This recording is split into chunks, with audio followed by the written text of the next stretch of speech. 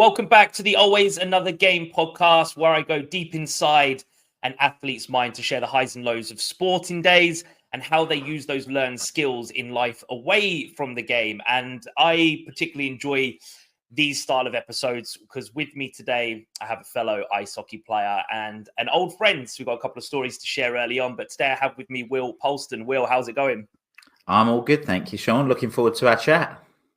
Yeah, so Will and I go way back. I've been trying to get Will on to the podcast for a little while now. We kind of went our separate ways early on in ice hockey days, but we've kind of found each other where I find most of my guests now, which is on LinkedIn. Will used to play in the same team as my brother for Southeast of England. And also my mum used to be the manager, and she likes to remind me every time I say that I've seen Will on LinkedIn. She's like, I used to be his manager. So she still holds on to that. But fond memories from back in those days? Yeah, absolutely. Yeah, I think there's something special, isn't there? But I suppose it's the same for guys and girls, but particularly for guys in their becoming a teenager. Things are evolving, things are developing, the start of becoming a man and these bonds that you have with teammates, particularly in sports that are a little bit more physical, where you've got each other's back. And yeah, there's just some really, really incredible memories from those days for sure. And you were just saying before we came on, and you've used it just again, fond memories. And I have to say, some of my fondest from my playing career was Southeast. I don't know what it was. I played club, I played England, I played Great Britain. It was just something about Southeast of England that was just that. There was just that little bit more togetherness. Obviously, you had the Finland trips. I'm assuming you went on a couple of those as well. They were just, something a little bit different about those. Yeah, absolutely. I think, and again, if I think about the age as well of where you're at, there's this change that's happening. You're getting exposure to people that you wouldn't have ordinarily had exposure to. So for people that listen to this that don't know, Southeast of England was basically the best players in the Southeast of England that plays for different clubs that all came together. And there was this famous Finland trip that everyone went to. And when you were young, you would go up to the top floor and everyone would be playing mini hockey together. And there was late nights getting training in Haringey. That was certainly where it was when I remember growing up. And you it was this, I suppose, respect that you had for the other players. It was almost like a nod to the other players that you were both on this same team, but you were actually rivals in another team. So you got to learn this dynamic of how you go from one week being like rivals and playing against each other to the next week being on the same team. And I think at that age, it's probably the first experience that you're having in sort of your early teens where you're having to do that. I say that infamous Finland trip. I think they still go on it now. How do they really? Wow. I think they still going. So yeah, it's fantastic. So just a little bit more on Will. We've got an award-winning business strategist with us today, a best-selling author, which we are going to talk about the book a little bit and the theories behind it.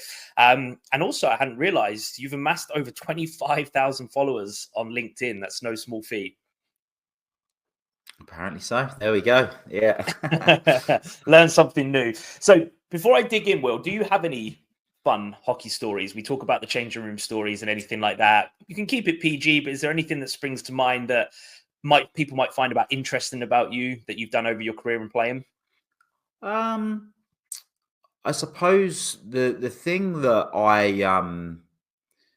used to, so I was captain of teams. So my first year ever being captain, I was under 14s, and I was kind of captain for 10 years, either captain or assistant captain for 10 years in my senior playing career as well. And I think so. There's obviously there's an element of leadership. I really, even back then, I remember way before I got involved with this industry, I loved the you might want to call it the motivation side of things, of getting people riled up and trying to get people going. So I think that was quite interesting. But yeah, I mean, there's been plenty of I'm trying to think of the things that I can say, but yeah, there's been plenty of good times. I mean, I don't know if there's anything particularly stand out. I think one of the things that for me, and I don't suppose it's going to be that interesting for other people, but hockey for me was this this place where I would just go and have fun and be myself.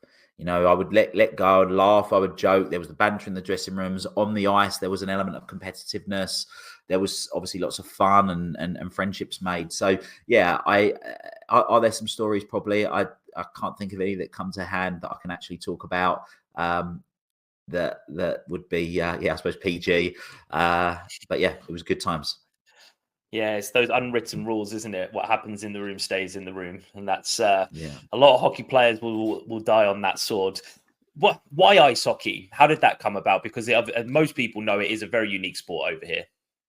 Yeah, and that's often I spend a lot of time in the States now, and people go, "A Brit playing hockey? How did that happen?" And it really is as simple as so. I grew up playing rugby. I started playing rugby when I was 4, and you mentioned sort of southeast and certain key. There's actually not that many rinks in kind of the southeast of England. I grew up playing in Chelmsford. 20 minutes down the road is another rink called Romford. But all of my sort of extended family, aunts, uncles, and whatnot, they're from Romford. And I remember I must have been 7 years old, going ice skating with my cousins and aunts and all that good stuff.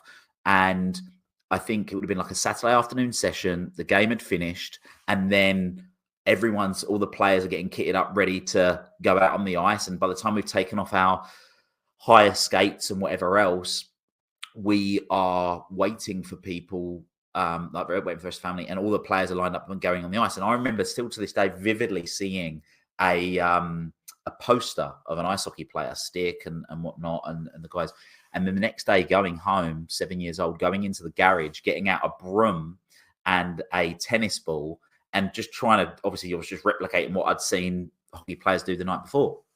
And then I remember my dad took me to Toys R Us. If anyone remembers that place, he bought me a street hockey set, Franklin street hockey set, with an orange ball, an orange puck, and it was this white stick with a blue plastic blade on the end, and the rest is history. I was just shooting pucks and balls against the garage for days on end, and then I said I wanted to go ice skating, and went ice skating, and yeah. That's how it all started. Yeah. So you mentioned earlier, it was a place that you could go be yourself. It was fun. You could just kind of let yourself go. How did that start beforehand, though? So what was it about ice hockey that was so different to you that you fell in love with, that you didn't go to your generals, your footballs, your rugbies, your crickets? Well, I did. So I remember, and again, it's weird, isn't it, how the mind remembers certain things. I remember being taken to football training when I was like 5 or 6, and just getting so bored that I sat on the floor and started playing with the grass. In fact, I specifically remember picking up daisies, and like, I'm so bored. This is so boring. But then I got into rugby. Obviously, I quite like rugby. Rugby's physical. Ice hockey's physical, but it's not when you start playing when you're 8 years old. But I think there's something about the speed.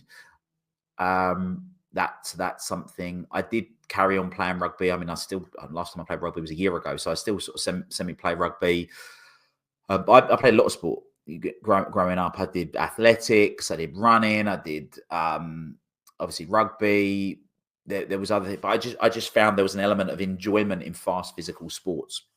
So yeah, that was doing lots of different sports, which I know you're a big advocate for, is trying lots of different sports, playing different things, getting exposure to different experiences at a young age, which I was very fortunate to be able to have. Yeah, so, they call it cross training, and they say a lot of athletes these days, a lot of young athletes, are so drilled in by their parents to specialize early on in hope that they will be great. Whereas actually, it's been proven and scientifically studied that playing multiple sports is very healthy. It reduces the risk of injury. It increases skill level. And I know schools, more secondary schools, offer you that opportunity. You'll have a football team, cricket team, rugby team, and stuff like that. But I think early on is let people explore different movement patterns. Different groups. You have no idea. You have no idea. You might have a kid that absolutely loves football at a young age, and within a year they love something else because you let them have the chance, and they could be great in that second sport as well. So yeah, I love to hear other athletes just spreading that message. Yep, I do other stuff as well. And again, there's a good crossover between ice hockey and rugby as well. Did you find that changeover was quite easy because you'd done one and the other?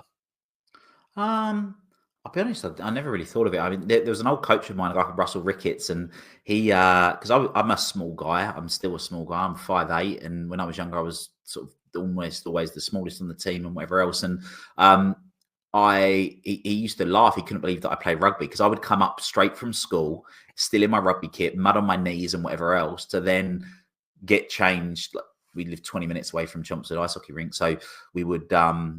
I would go in my rugby kit straight from school to that, and he used to laugh and joke and say, "Oh, you've been playing ping pong again, haven't you?" And it's just, and it even so, yeah, it was I suppose, yeah, that exactly as you said, that exposure. I remember my brother, it was a bit of an ongoing joke in the family. He would try everything, and just at the moment he was like, "No, I love this. This is the one I really want to do." My parents would buy him the stuff. I don't know, it was karate or whatever. So they'd buy him his karate gear, and then he'd go, "Oh, no, I don't like it anymore." And he tried all these different things. He ended up falling into sailing and did really well in sailing. But yeah, he played ice hockey for a little bit and dropped that, and basically every sport dropped it until he found sailing. Yeah, well, got to try it, right? Try and test. Now, one thing I know the answer to this in terms of my reasons behind it. One thing I noticed when I came across you on LinkedIn is, like, I knew your name, I knew you played ice hockey, but it was only recently I think I ever saw your first post mention about playing. You went on an old friend of yours testimonial, so you hadn't kind of mentioned that within your business that you play sport, and I avoided it for a long time. I heavily now involve my past playing career because it resonates quite a lot with what I do and what I speak about. I'm just interested, was there any reason that you hadn't kind of cross-referenced that you used to play this very unique sport, this passionate sport, or was something you hadn't even really thought about? I don't think I gave it conscious thought, is the honest truth of it. I think, what would I say? I think for me, most of us that are using social media as a platform to, I suppose, develop our professional careers, are modeling someone to some degree, right? So there's lots of people that I would look at and go, well, they write posts like this, they write content like this, I'm going to do a similar sort of thing. And for a very, very, very long time, I was really, really, really focused on sharing content that was of value, right? So how can I post something that's going to give someone an insight, a breakthrough, get them thinking differently, whatever else it might be? And I was so all in on that. And it was only recently, really, where somebody shared with me how to really effectively use social media to build a relationship as a personal brand. Because whichever way we look at it, there's people that we're attracted to or repelled from for a variety of different reasons. And I think that when I was exposed to this this way of effectively using social media, let's call it effectively using social media, in the sense of effectively being, it becomes an asset for the business rather than just being this egotistical, narcissistic way of showing off your life. He explained it really, really simply. There's content that showcases your character. There's content that is of value. There's content that is actually what you're doing, like an invitation to do something, and there's some proof that it works. So really, it all kind of sits in those four elements. So character, which enables someone to actually get to know, like, and trust you as an individual, learn all these little nuances. There's the value piece of demonstrating your knowledge of what you do. There's the invitation to actually go and do something to try and get more of those results. And then there's the proof that it actually works. So quite a simple framework. And that's where the various different consultants I was working with will tell us a little bit about what you've done. Tell us about, well, I played ice hockey for 23 years for Chelmsford and blah, blah, blah. So there's they were kind of extracting these things out of me that I just never really thought that I could, or not I thought I couldn't, but I just didn't see how it would be relevant until I started realizing that actually, you know, people can buy into that character, and there's transferable elements, and it gives people a bit of a glimpse into your life. For many, many years, there was something that I would share a lot on social media, which was my love for Galaxy chocolate, right? And lots of people, and still to this day, people go, oh, how's the thing with Galaxy? And I but to the point where people would just turn up to meet me and they go, there you go, there's a bar of chocolate. So you knew that people were sort of listening to this, and it become a bit of an ongoing joke. But I think it is important to be able to show that roundedness. And I can't remember exactly the example that he used, but it was like, if you just give value all the time and you're only ever showing value, then you become really helpful, but it doesn't translate to business. If you're only showing character all the time and you're not demonstrating that you can actually help people, then it like you're not using it. There was these different ways that he broke it down, which are kind of pretty much common sense. But I suppose that's where it's come into the mix, because it is the sport I've played the longest. It was a big part of my life for a long period of time. It's a good chocolate bar to love. It's a solid choice. Yeah. I'll remember that as well. If we ever meet up, I'll bring the Galaxy bar as well. Yeah, it's it sparks a lot of debate. Each year I post, when I was 30, I wrote out like the 30 life lessons, the kind of stuff that I wish I knew 10 years ago. And every year thereafter, I've added one lesson, like the biggest lesson from the previous year. And one of my 30, the original 30, was that Galaxy is the best type of chocolate. That was one of my life. Every year, that one, I get more comments. All of the 35 odd things that are on there now, I get more comments about people saying, who do you think you are? No, it's not. It's Dairy Milk. No, it's not. It's Lynn. No, it's not. It's always quite funny. Yeah, I wanted to ask that question purely because I knew why I avoided it, which was a lot of the time I always felt like, oh, you're talking about hockey again. Oh, hockey. You know how a lot of people sometimes feel with like CrossFitters and high rocks and all these type of stuff. And I always felt like, I didn't want to talk about it. I just felt kind of almost like in a negative tone if I bring it up, or Shaun's bringing up ice hockey again. Whereas actually I'd learned to embrace it. A big reason why the podcast started was this transfer of skills. As much as I finished playing and I tried to remove myself from that past life, actually it's formed the person that I am. And I kind of leaning into it now because the transfer of skills is immense. The stuff that I learned from my early day hockey coaches or certain game scenarios, it all relates to what we do today, and it all forms us. And I just wanted to see from your perspective. So it's interesting that you it wasn't aware of it, and you've been guided into it now, which was it's good to see those different takeaways. But life moved on for you, and obviously I don't know, were you working as you were playing? How did you get to the point where you are now, from finishing playing up into the success that you've had today? Yeah, I'll share that. There's something that's just come to my mind that I think is important to share, is that I'm sure most of us know someone that is the once upon a time guy or girl, right? That go. The analogy that I think of is the guy in the pub is big and fat, and they're talking about football. He goes, once upon a time, I used to be a footballer. I was scouted for whoever. I did this. I did that. Da da da da da. And I think that certainly I try, and I'm not perfect.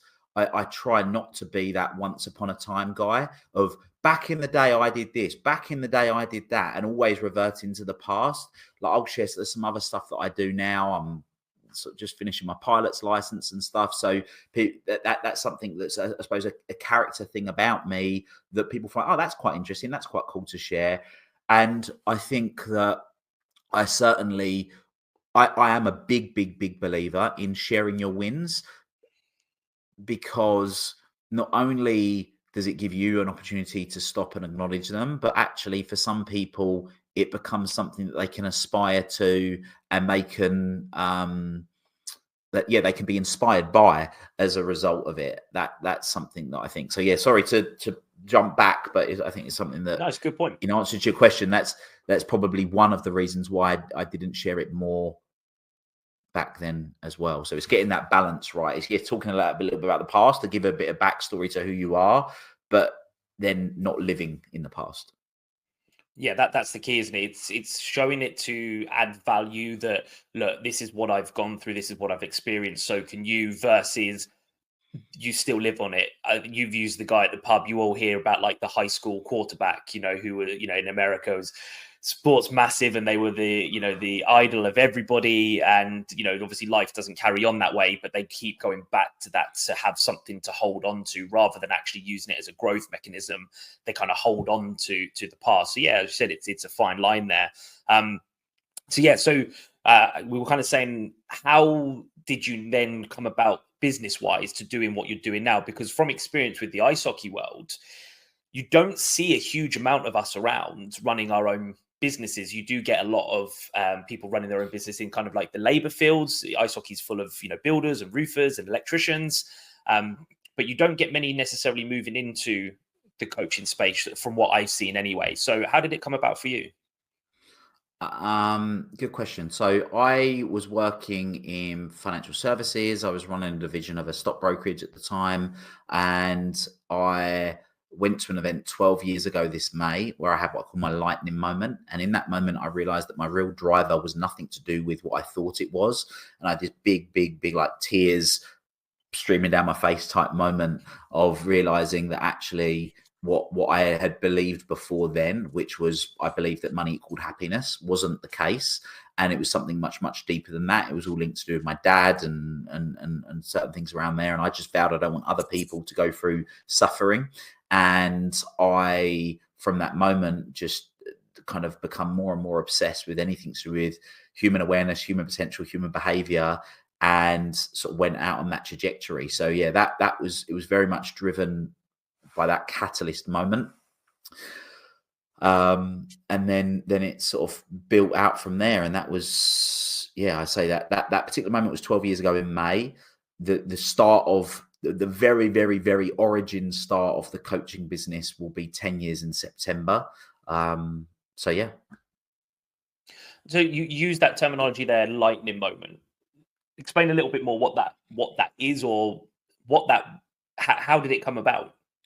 So I was at an event with a guy that some people may have heard of. He's regarded as sort of the world's leading life and business strategist, a guy called Tony Robbins.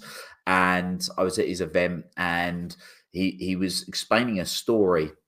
And this particular story, you can go and watch it on YouTube. I'm not going to do it justice by explaining it. But if you search on YouTube, the Thanksgiving story, and he shared this story. And the reason why it was so powerful for me was it acted as a metaphor to something that had happened in my life. And it had unlocked a level of awareness that I hadn't realized before. So the reason I call it a lightning moment is most people think of a light bulb moment. It's like when the light comes on, it's like, that's really good. But a light bulb goes boom, turning on, and it lights up a room.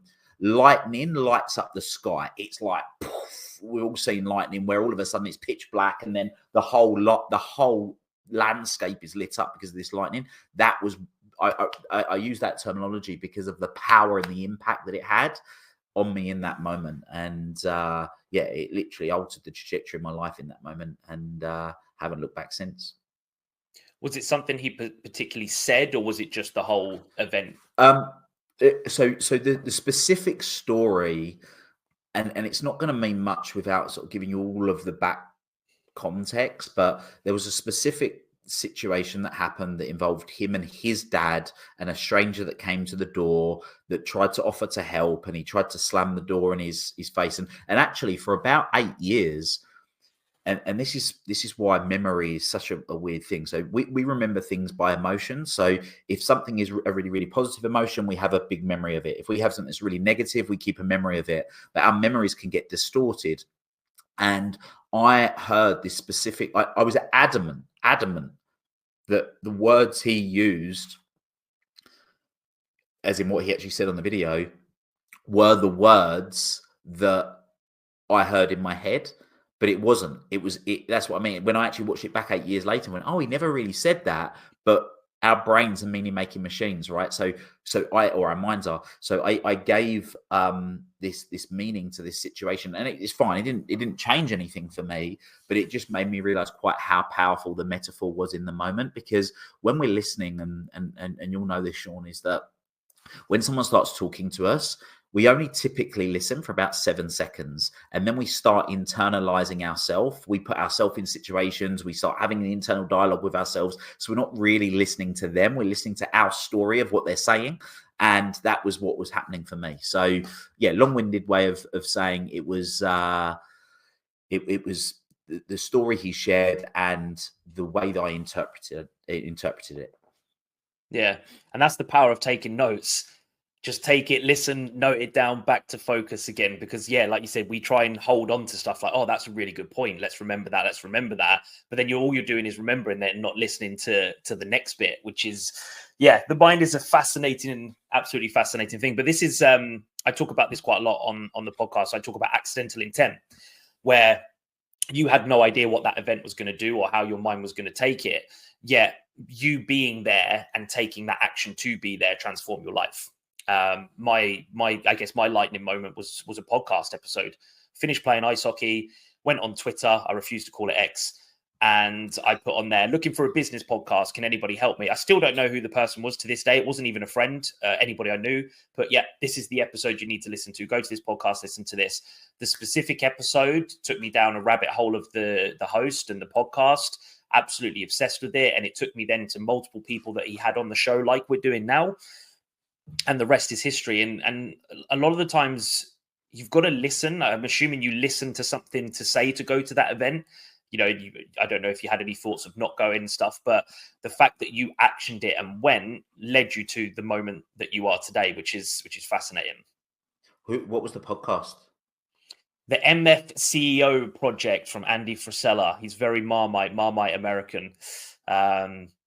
It's the MF stands for something I probably can't repeat on this podcast, and then CEO. But yeah, it's fantastic. He doesn't do it anymore. He does another one. I can't remember what his new one's called. Didn't quite have the same vibe for me, but I'd heard and seen enough. Yeah, that's interesting. So we've both had moments that Twitter have impacted us then. So what I didn't share was, so I had this big lightning moment 12 years ago, May the 13th, 2013. And I remember coming back from that and I was charged. Like I was so pumped up that I'm going to do this. I made a declaration that I'm going to, at the time, that's not my goal now. My goal at the time was to become the world's best life coach. Like that's what I was at. I'm going to do this. This is going to be amazing. Whilst that's what I said, it wasn't ever really my intent. My intent was I want to help as many people as possible. That I was very thankfully redirected by a guy called Harry Singer a couple of years later when he'd heard sort of the way I was describing what I wanted to do. But anyway, you call it accidental intent. I call it synchronicity, right? So there are no coincidences, only synchronicities, and nothing in life is happening to you, it's happening for you. And what happens in the moment is we don't necessarily see how it's happening for us. And it's typically time. You know, most people have had situations, no matter what they are, no matter how bad they were, if you go far enough into the future, people will often look back and go, oh no, that was one of the best things that ever happened to me. But it takes time for that to happen. Now, it doesn't take time. What it takes is perspective. And for most people, because they can't consciously process the way that they think, they need the time to get the shift in perspective. But the shift in perspective can happen in an instant if you have the right intervention. Anyway, I digress. So I'm going away. So I'd had a business. So I come back. I remember that Sunday. I remember going online. This is what I'm doing. I registered a company. The next day, when it was easy to get a bank account, I went into the NatWest at Fenchurch Street in London, and I got a bank account set up. And I said, "Great, I'm started." And I remember telling my family, sitting them all down, "This is what I'm going to do. I'm going to leave London. I'm going to do all this stuff." And then a couple of days after the bank account had been set up and the company had been registered, I just said, "Yeah, and I'm going to do it when I'm successful." Right. So I created this excuse for myself that I need to create quote unquote success before I get started. So anyway, I did end up leaving London, stopped working in financial services. I set up a renewable energy business, me and a business partner. And we were growing really, really quick. I mean, within 18 months, we had 85 staff, growing. And then government changed legislation. It literally killed that business pretty much overnight. And that will come to a head sort of the end of August. And my girlfriend and I at the time decided to book this holiday, and I needed the holiday. You know, I'd poured bundles of time, energy, and effort into this business for a chunk of time. And so we decided to go to Cancun in Mexico, right? And I don't drink anymore. I've not drunk now for what we're coming up to. I stopped drinking 7 years ago in May, and I And back then, you got to remember, we touched on it. I played rugby since I was 4, played ice hockey, big drinking sort of cultures. And we decided to go to this place in Mexico, Cancun, which is quite synonymous for being a bit of a party place. And we went to all inclusive, paid extra for premium spirits, all this stuff. Anyway, my girlfriend at the time was a dental nurse. And prior to going away, about a week before we went away, she said, we'll come in and get your teeth done by the hygienist, get them all clean before we go on holiday. Yeah, sure, no problem. Her friend, the hygienist, accidentally clipped my gum. And it got really infected and turned this massive abscess. So 2 days before we went away, I went back to see her, and she said, well, I've got good news and bad news. I said, okay, cool. Well, what's the bad news? Well, the bad news is you need antibiotics, and they're antibiotics you can't drink alcohol on. And I went, okay, what's the good news? And the good news is you can still go on holiday. I was like, okay, right, well, fair enough. So we're into the holiday, and we went to this place called Coca Bongos, which if anyone's ever been to Cancun, they'll know is this mad, crazy place. There's midgets swinging from the ceiling. It's like a nightclub come West End show, come circus. It's just absolutely mental. And my ex at the time was throwing back tequila like it was nobody's business, right? We're in the land of tequila. So we end up coming out of that club at like 4 a.m. or whatever it is. I'm carrying her over my shoulder. She's paralytic drunk. I put her to bed. We wake up in the morning. She's throwing up out down the toilet. She said, Will, I can't go out in the sun today. I went, well, my holiday's already been ruined by not being able to drink. I'm definitely going out in the sun. And I went out in the sun with a book called The Hero by Rhonda Byrne, who wrote a book called The Secret that lots of people know about, to Law of Attraction. Anyway, there I am, sat on my sun lounger, sunglasses on, sun beaming down on me on my own, because my partner at the time is in the hotel room still throwing up. And I'm reading this book, and in the book, it speaks about a guy called Mastin Kipp. Now, Mastin Kipp used to have a website called The Daily Love. He may still have it, I don't know. And in this book, it spoke about how he, as a coach, his career accelerated, and it was because he used to post motivational quotes on Twitter every day, and he had about 1,000 followers. And one day he got retweeted by Kim Kardashian, and he went from 1,000 followers to 10,000 followers overnight, just whoosh, rocketed up. And that was my second lightning moment. I just started crying my eyes out. Thankfully, I had big sunglasses on so no one could see, and sat there at 30-degree heat. And I started crying because I just thought, I don't need to wait until I'm successful to start. I could just start by posting a motivational quote on Twitter every day. So I came back from holiday. I posted a quote every day in the morning for a week. A week later, I thought, Will, you're an idiot. Some people don't go on social media in the morning. You should post one in the afternoon as well. So I posted that. A week after that, I decided to create my own basic website. A week after that, I wrote my first blog. 3 months after that, I had a 10,000 strong social media following. So that for me is a perfect example of a few things. One is start small. It doesn't matter where you start. You can go if you start where you are, you can build on that. And secondly, the power of the universe, or whatever you want to call it, doing things that are with out of your control. Because one thing I can be sure of is that if I hadn't have had my gum clipped, I would have been drinking as much tequila with her. I probably wouldn't have been going. I certainly wouldn't be reading a book hungover, and that moment may never have happened. So yeah, that's my Twitter experience as well. Yeah, and I'm starting to get a feel that we're getting a few insights here to this book of yours that we'll get onto in a second. But I just wanted to touch base, going back slightly on the Tony Robbins event, because they're very popular. Most people have seen the videos. Multiple people in the room, inspired, motivated. And this is where sometimes it gets a little bit of backlash, is a lot of people say, well, it's just a motivational workshop. People go away hyped up, screaming and shouting, yet they don't do anything.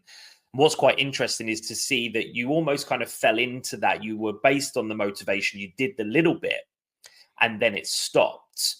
Yet it didn't actually stop, did it? It just paused, adapted, and continue to go. So if you look at the immediate impact of the event, people would maybe look at it in hindsight, go, okay, well, nothing really happened. You set up the bank account and got the business ready.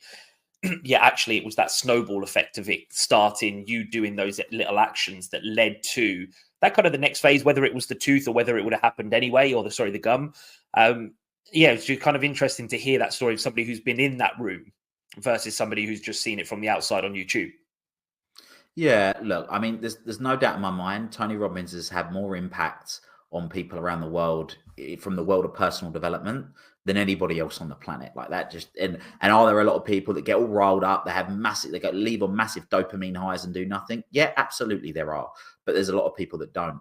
And the honest truth is, if I had additional coaching, and I'm a big believer in active accountability, like most of my I intentionally don't do one-off coaching sessions, because can you get a bit of a breakthrough? Sure, if there's one key thing you want to do, but nobody ever really wants a breakthrough. They want the result of what the breakthrough unlocks to the next level. So we work with people on an ongoing basis for a minimum of 6 months in pretty much every instance, for exactly those reasons. We want to make sure that people are progressing, because inevitably when you do come up against the hurdle, you want to overcome the hurdle rather than be stuck in not progressing.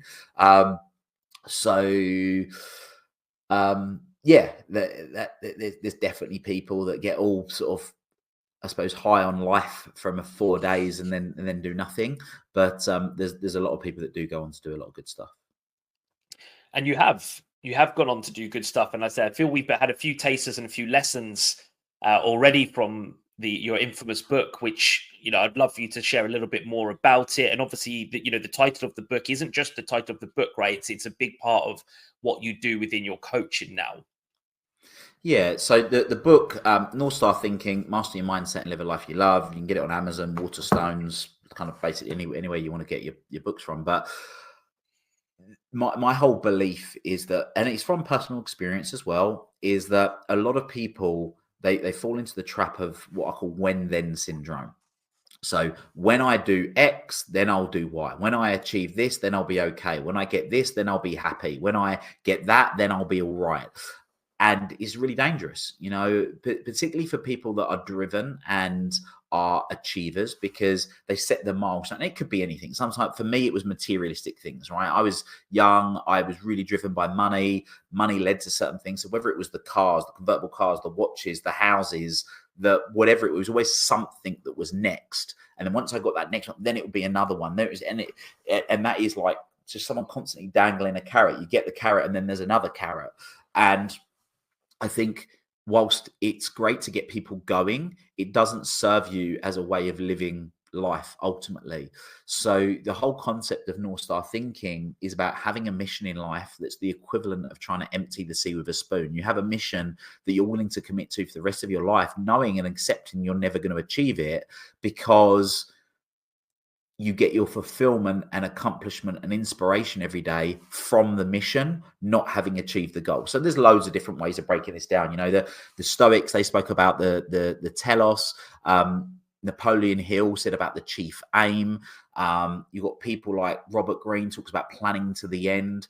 But so there's lots of different ways that people have seen it. But one of the most simple ones is, and just to be clear, I'm not religious. I'm not for any particular reason. I've got nothing against people that are, but if you think of one of the most famous stories ever told, there was a little baby born in December a couple of thousand years ago, and there was 3 men supposedly wise, all carrying presents. Now, the way they found this baby was that they followed something called the North Star. Now, in every version of the book that I've ever heard, Shaun, they never went to the North Star. They simply used it as their guiding light that enabled them to give the thing that they really wanted to do. So the North Star for me acts as that. It's this guiding light that you're working towards. It's the mission that everything else is directed off of. It enables you to make decisions, take decisions, and break away from decisions as a result of having this really, really clear mission in life that we help people create. Some people call it a purpose. Some people call it a mission. I mean, there's nuances of each of them. But for me, really, it's something you're willing to strive towards and do that's aligned with your values and enables you to really create a life that you love, that sort of empowers you in all areas of life. Yeah, I can see right now that the people that you're going to be working with are going to be stuck in this loop, and this is going to be quite a difficult cycle to break, because if you understand dopamine, one of my favorite books I've ever read is The Molecule of More. Dopamine is just a driver of more. It just takes you to the point of what it thinks you want, and then disappears ready for the next thing. So it takes you to the donut, but then disappears before you start eating it. The best thing I've ever said to anybody to try is, if you ever go get a donut, really pay attention to each bite. The first one will be unbelievable. and then the second one will be maybe okay. And then by the time you get to the end of the donut, you're not even thinking about how good it tastes anymore. You're just finishing it because the dopamine's gone. And that chase is very normal for our human behavior. But what I found interesting there is, and what I'd love to know is, when you have a client going through this process, how do you get them to buy into that fact that, look, this is guiding you and it's taking you where you want to go? It isn't what you are actually looking for. How do you help a client overcome that chase? So just to be clear, so if it's the thing they think they want, and I really, really, really want the house or the car, and then when I've got that is that what you mean? Yeah, in a sense, yeah, because I guess if you're, if they see the North Star as the end product, what you're saying, no, that's just the guiding light. How do you get them to separate the two? So the distinction for me is one is something that you continuously do, and the other is an outcome. Now, just to be clear for anyone that's getting confused, I still set goals, right? So we have the North Star mission. This is so my North Star, to put some context to it, is to empower people to transform excuses into results and live a life they love. It's quite broad. There's lots of things that can fold into it, but that's what I want to do on a daily basis, personally, professionally, whatever it looks like. I'm willing and wanting to do that. Do I still have goals? Yes, I do. So once we have that mission, so we know that's the kind of the straight line. On that straight line, on the roadmap, are there things that I want? Absolutely. There are things that I want. And I've got some pretty out there goals. I've committed with a friend to go into space by the end of the decade. I doing my pilot's license. I want to own my own plane. Like, there's some stuff that I still want, because I get to have great experiences by being doing or having these things. And so I still have those, but I'm not doing it for that. All of those things are byproducts of the mission that I'm on. That's probably the easiest way of explaining it, is the actual the outcomes, if you want to call them that, going to space, buying the house, buying the car, having the holiday, whatever it is that you might want, are the byproducts of the mission you're on. You're not doing the thing for the holiday, if that makes sense. Yeah, it does, and it's a very smart way of thinking. It's quite often how I do things. I have kind of this big life vision, and everything now is a stepping stone to achieving that. And so switching that mindset, because I'm trying to get the audience into the mindset here and trying to buy into this. When you're turning these into these little outcomes, how do so for instance, you're going for this pilot license. How would you celebrate that, reward that enough that you go, yeah, that's just a stepping stone point now, rather than kind of like, I need to be a pilot to show, that's my end goal. That's what I'm looking for. How do you celebrate those micro wins that drives you into more of those? Good question. I'll explain it, but I'll explain another component that's part of it. So once we have the North Star mission, then we create what we call the North Star trajectory. So for me, I tend to go as far out into the future as the client is willing to go at that point. It can evolve over time, but like for me, my North Star, like I intend, albeit some people might think I'm crazy as I listen to this, I intend to live till I'm 150. Some people are going to think, well, you're absolutely crazy. Who do you think you are? But actually, when you start understanding epigenetics, the human genome, you listen to Lifespan by Dr. David Siegel, like, he's going to be well within there will be people living to 150 years old that are our age right now, Shaun. It's going to be happening. Some other great authors on the topic are Peter Attia and Mark Hyman. Anyway, there's a few books around life longevity that it will alter people's perspective on. So I go right out to that, and then I just reverse engineer it. So I'm going to basically work backwards from that point. So what do I want my life to look like then, at 100, at 60, which is like 35 years from now, 25 years from now, and then I just keep working backwards to the present day. And it isn't as simple as just cut. So if I use what's a good example? Money, right? If someone's saying, I want to make £1 million a year in 10 years from now, it's not as simple as going, right, well, in 5 years, I want to be making 500 grand, and in 1 year I want to be making 100 grand because of the compound effect, right? So you can work up to it. So you work backwards and break it down into tiny little steps. And I think that was the thing that unknowingly I did when I had the second lightning moment. I was talking about when I read the Mastin Kipp quote, was that what I did back then was what I hadn't done the time before. So when I said I set up the bank account and I created the limited company, I then stopped because I couldn't see a way forward. But sometimes the best way forward is to go to the end and work backwards. So for me, the thing of well, I did the quotes, then I did the website, then I did the blogs, and then so that was, and then 3 months later I had a bit of a following. In month 4, I decided to run my first event. I actually run 4 events that month.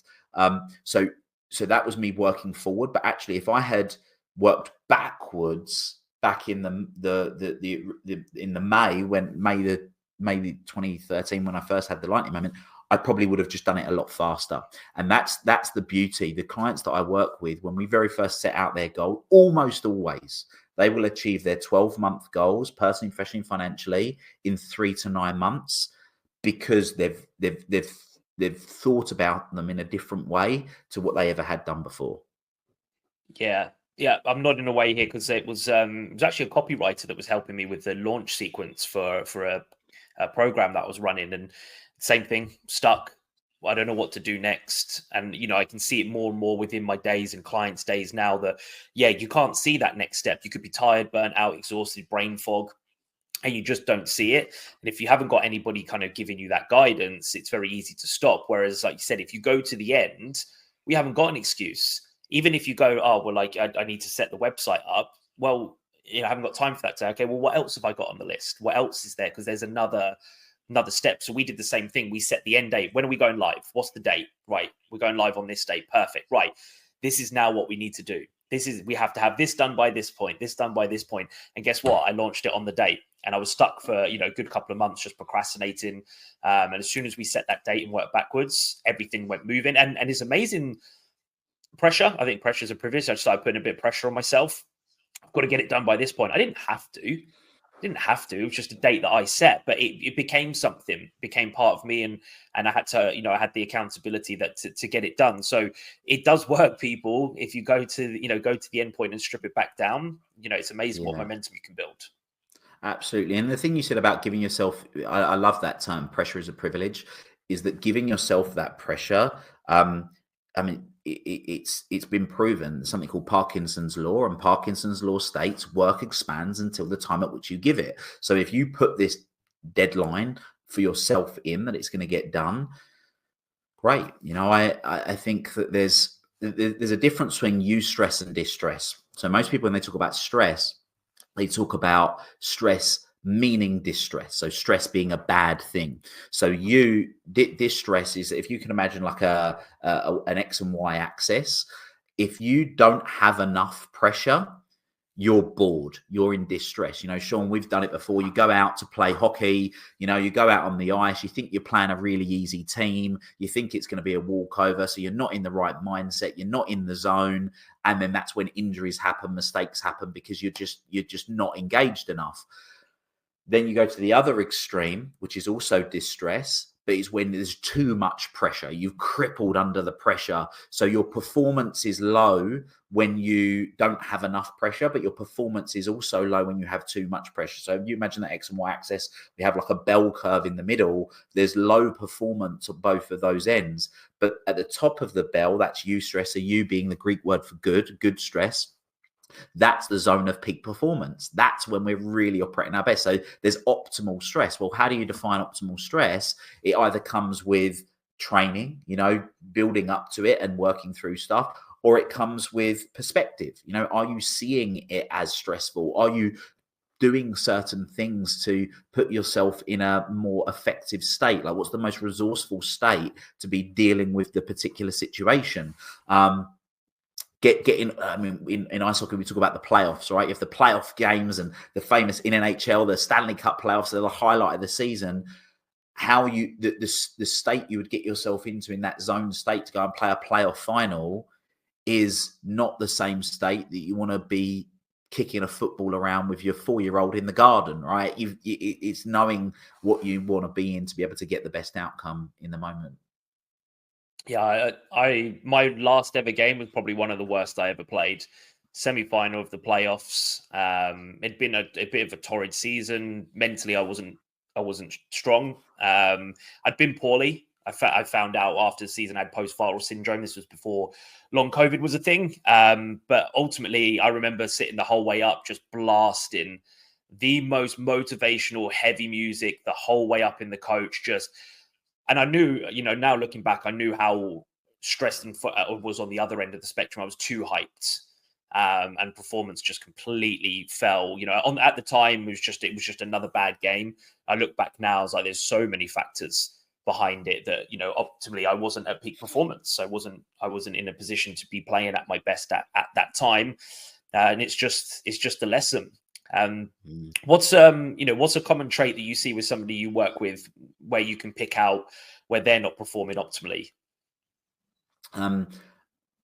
It links back to time mastery. So you and I, we have 24 hours in a day, 7 days in a week. And most people think about time management, and it's never about time management.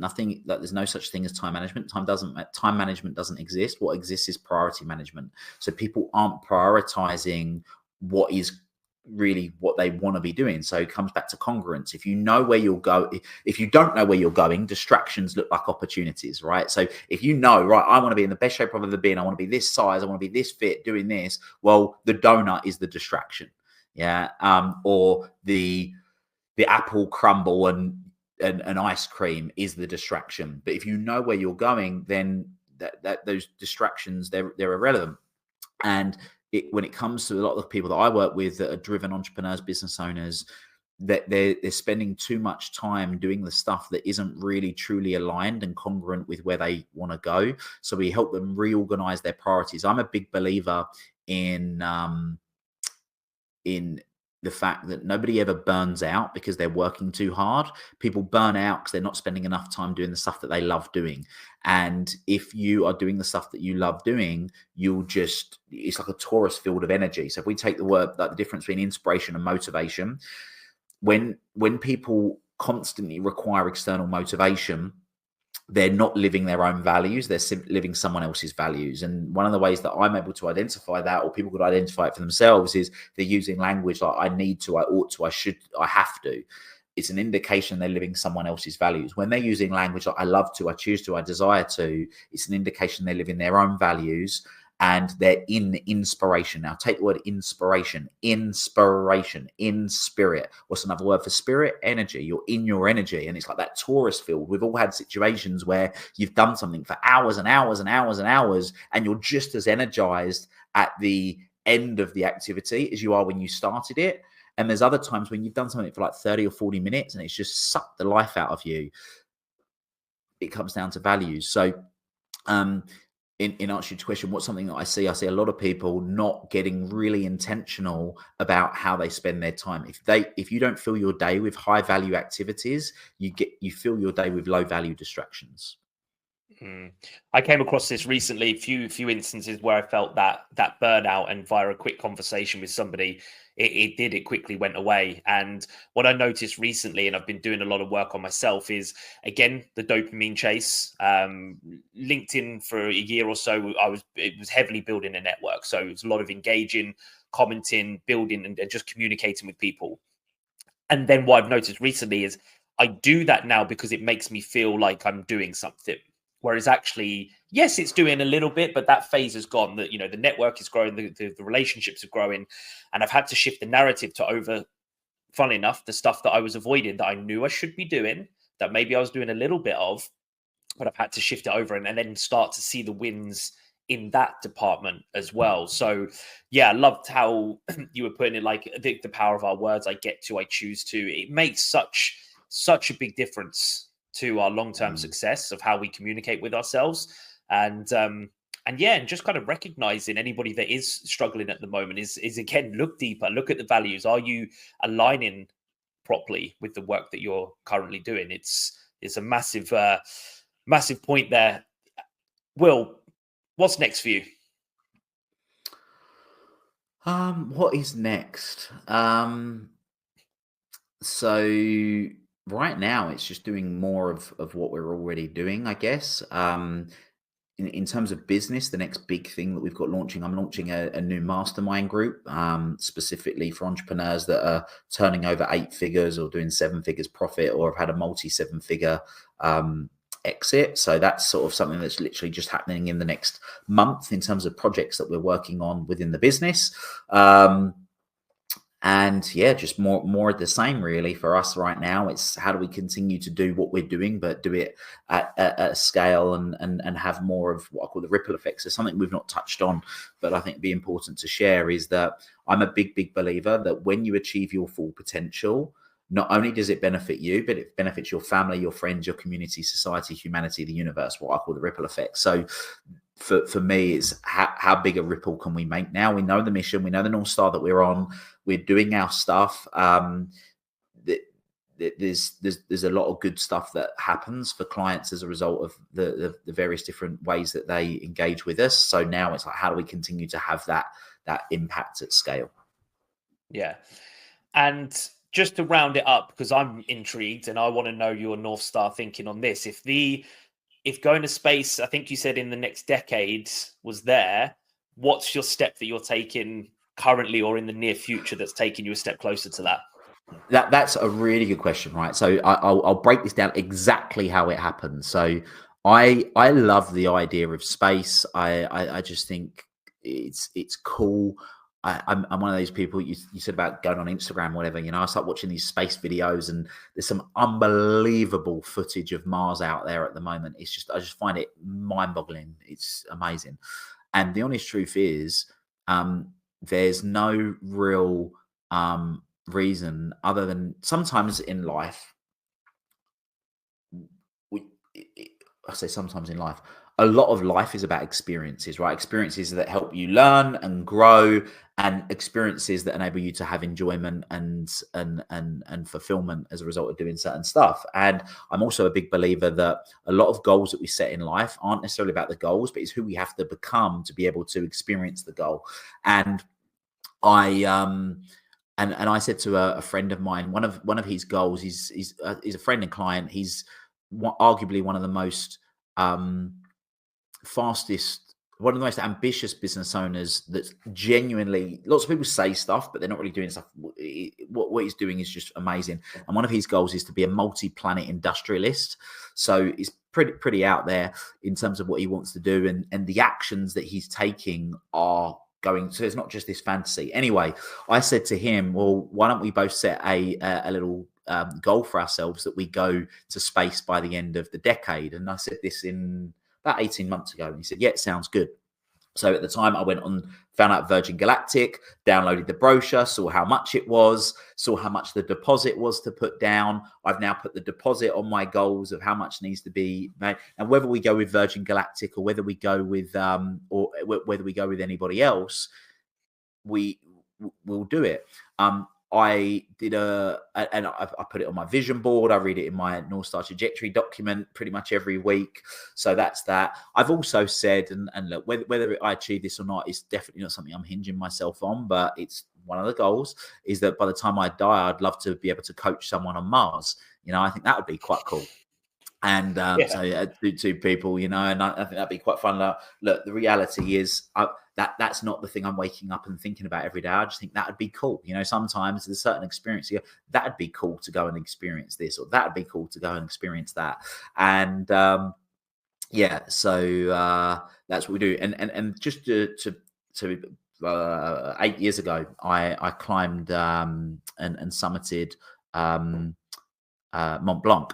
And I did the same process. You know, I had the conversation with my friend, thought it was a really good idea, put it on the vision board, said, right, what do I need to do next? Well, what I need to do next, I need to work out who am I going to go with, went on Google, found the companies, thought, right, this is the company I'm going to choose, and then planned when I would be able to get it sorted, put it in the diary. A few months later, booked it, paid for it. So I've applied that same process for one element, and I'm just applying the same element to something else. So yeah, that's that.